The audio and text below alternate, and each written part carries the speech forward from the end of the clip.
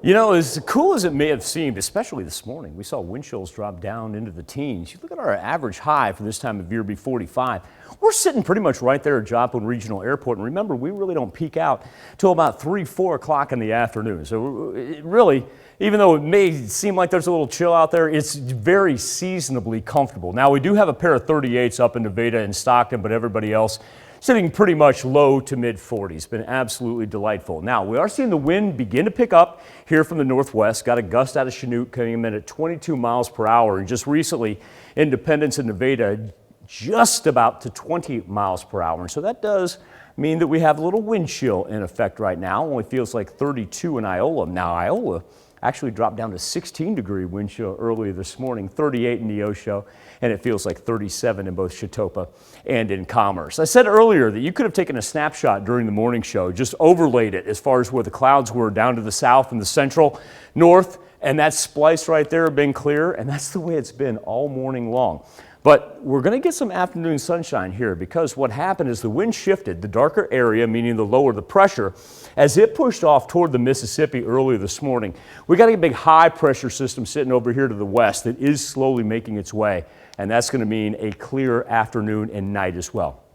Freeman Health System Sky Camera, this is what I wanted to illustrate, wanted to revisit this, not for the temperature, but the fact that we were talking about that high pressure system and the barometer is on the rise right now.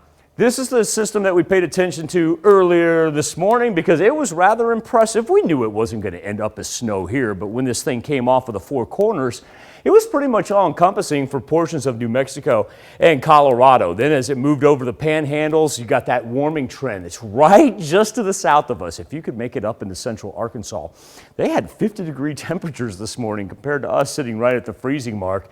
And that's why we saw that thing break up. But look at the big split of the jet streams. Number one, you've got the colder air up here, but number two, you've got a whole lot of moisture that's going to come off that southerly flow, and that's what's going to feed us a little bit of rain. But because of that split, all the rain's going to stay down to our southern counties. Still able to make it up mid to high 40s. Don't know if we'll see a 50 later on, but we'll get close to it. And the wind just going to be about 5 to 10 miles per hour with those 15 to 20 mile an hour gusts. Remember, those numbers we saw earlier, those are not sustained winds. Those are just gusts. And then overnight, with the clearing skies, we drop down below the freezing point. So let's go ahead and talk future track here as far as what we have Wednesday, because we've got a little warmth on the horizon. On Wednesday and Thursday, we're going to make it up into the 50s. Now, this is that one that we were talking about with the moisture from the south that's going to present itself. Not widespread, but we do see it clip the southern counties right there. Positive aspect of this is overnight temperatures stay well above freezing. Don't have to worry about anything flipping over to snow or whatnot. And then we'll really see this thing intensify as it moves toward the Mississippi. So we kind of look out as far as this mess that they're going to have through central Texas and whatnot. Instead of it taking that northeasterly route, it's going to sweep through the Arklatex region. And after that, we're going to be just fine. But remember that split jet stream we were talking about? Well, it's going to reemerge on Friday and Saturday and actually drop us back down into the 40s. And then we'll look at some widespread rain on Sunday and Monday. But at the same point in time, Tanya, we're back into the 50s. I can't complain about that, that's for sure. So it's been a while since we broke out the old 10-day weather graph. I'm going to wait probably till the beginning of next week, and we'll just see that thing go like this. Ebb and flow. All right, thanks, Michael.